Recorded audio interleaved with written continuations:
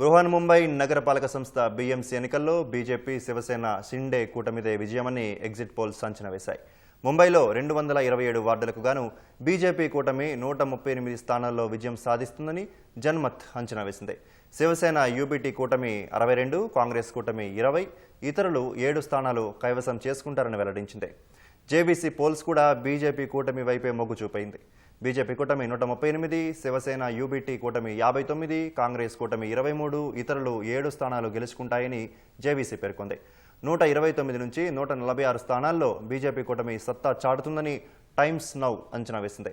Shiv Sena UBT కూటమి 54 నుంచి 64, కాంగ్రెస్ కూటమి 21 నుంచి 25, ఇతరులు 6 నుంచి 9 స్థానాల్లో గెలుస్తారని తెలిపింది. 119 స్థానాల్లో బీజేపీ కూటమి, 75 స్థానాల్లో శివసేన యూబీటీ కూటమి, 20 స్థానాల్లో కాంగ్రెస్ కూటమి, 14 స్థానాల్లో ఇతరులు గెలుస్తారని న్యూస్ 18 ఎగ్జిట్ పోల్స్ చెప్పాయి.